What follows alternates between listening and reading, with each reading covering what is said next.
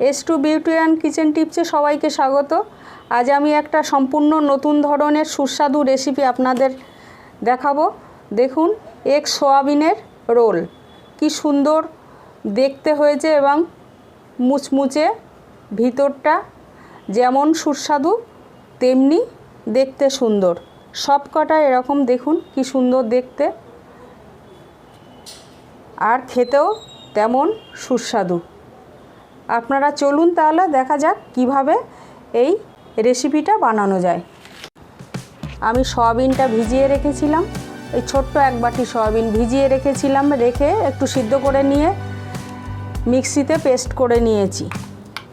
আর এক বাটি ময়দা নিয়েছি, একটা বড় পেঁয়াজ কেটে নিয়েছি, আর এই দুটো তিনটে শুকনো লঙ্কা আমি ভেজে হাতে গুঁড়ো করে নিয়েছি। আর ছোট্ট ছোট্ট 4টে আলু আমি সিদ্ধ করে নিয়েছি। কাঁচা লঙ্কা কুচে নিয়েছি।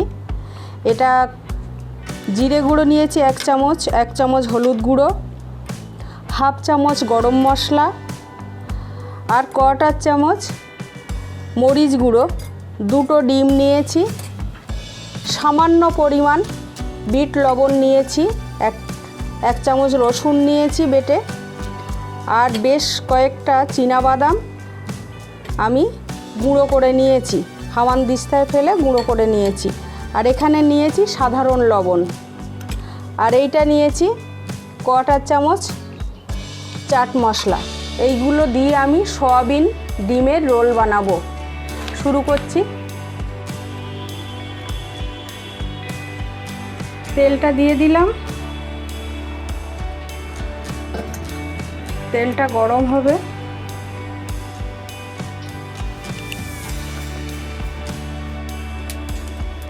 তেল দিয়েছি, তেলটা গরম হয়ে গেছে, পেঁয়াজটা দিয়ে দিলাম,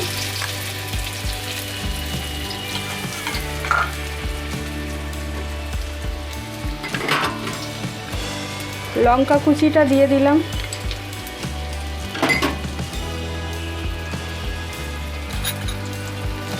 রসুনটা দিয়ে দিলাম,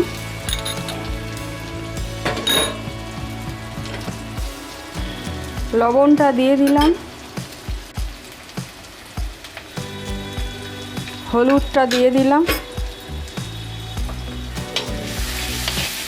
এবারে পেঁয়াজটাকে একটু ভেজে নেব। এবারে জিরে গুঁড়োটা দিয়ে দিলাম,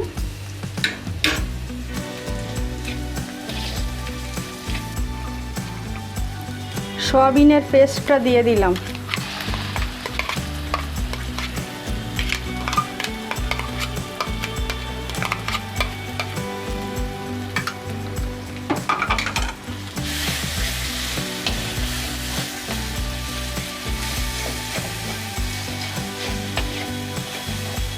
যেহেতু সিদ্ধ করা আলু আর সিদ্ধ করা সয়াবিন, পেস্ট করা সয়াবিন, ওই জন্যে বেশি ভাজবো না, একটু মশলাটা লাগিয়ে সামান্য একটু ভেজে নেব।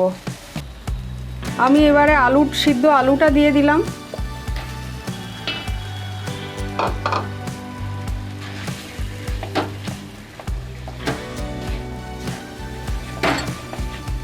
যে লঙ্কাটা ভেজে রেখেছিলাম সেটা দিয়ে দিলাম, ভাজা লঙ্কা গুঁড়ো করে রেখেছিলাম।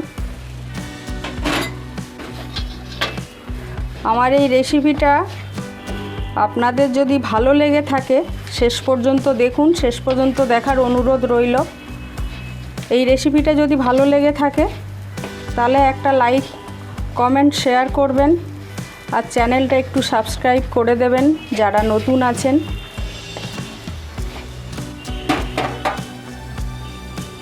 এবারে আমি সেই গুঁড়ো করে রেখেছিলাম চীনাবাদামটা, এটা দিয়ে দেবো।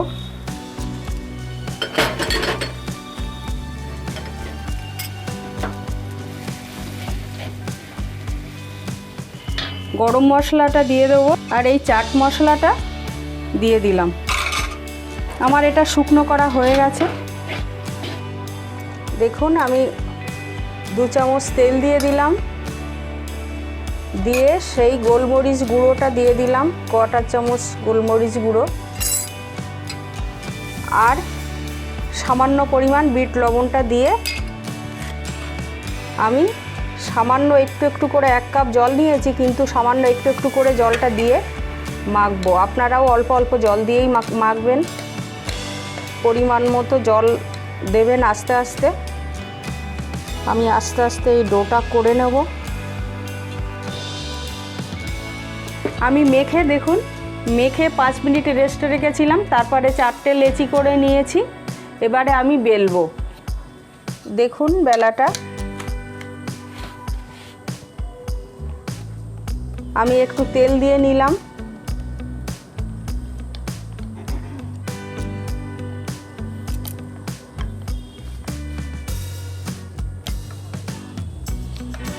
দিয়ে পুরটা এইভাবে অল্প করে দিয়ে দেবেন। আমি এটা আলু সয়াবিন দিয়ে, ডিম না দিয়ে নিরামিষ করছি। যারা ডিম খায় না, মাছ খায় না, তাদের জন্য এটা আমি করছি। দেখুন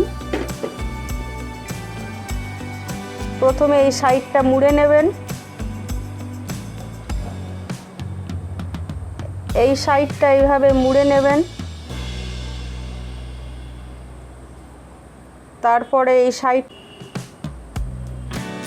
তারপরে এদিকটা এইভাবে ফোল্ড করে দেবেন, দিয়ে হাত দিয়ে একটু চেপে দেবেন যাতে ভিতরের ওই পুরটা না বেরিয়ে যায়, সয়াবিন আলুর পুরটা। এবারে আমার হয়ে গেছে। এবার আমি ছুরি দিয়ে একটু একটু একটু একটু করে এরকমভাবে একটু দাগ দিয়ে নেব।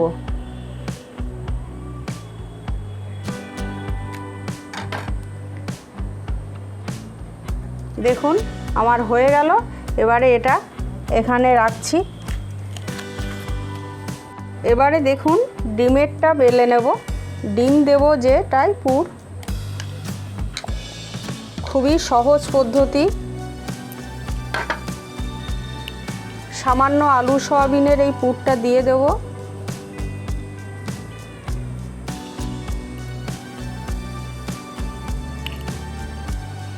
দিয়ে এই ডিমটা আমি ভেজে নিয়েছিলাম, সেটা আপনাদের দেখাইনি যে 2টো ডিম নিয়েছিলাম, এটা এই দিয়ে দিলাম।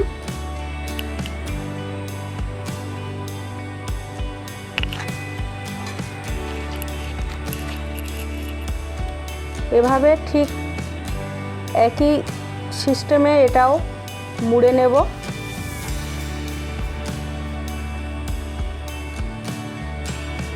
এটাও মুড়ে নেব।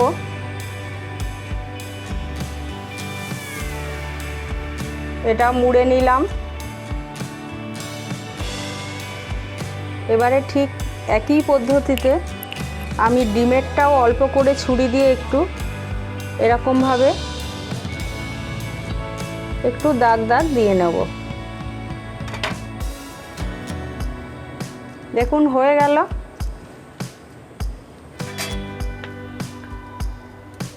দেখুন এবারে আমি ডিম ছাড়া 2টো ভাজছি। তেলটা আমার গরম হয়ে গেছে।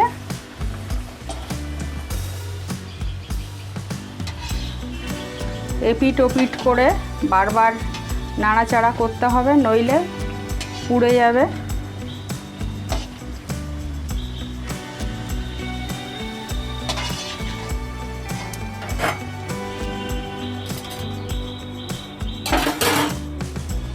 এবারে আমি ডিম দিয়ে রেখেছিলাম, সেই 2টো ভেজে নেব।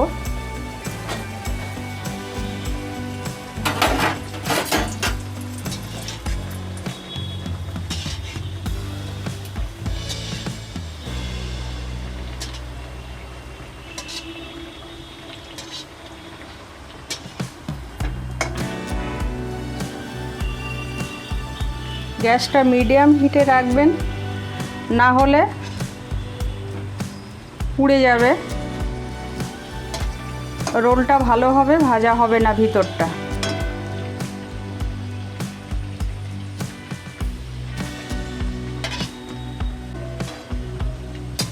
দেখুন আমার হয়ে গেছে। এবারে আমি গ্যাস অফ করে দেব, এটা তুলে নেব।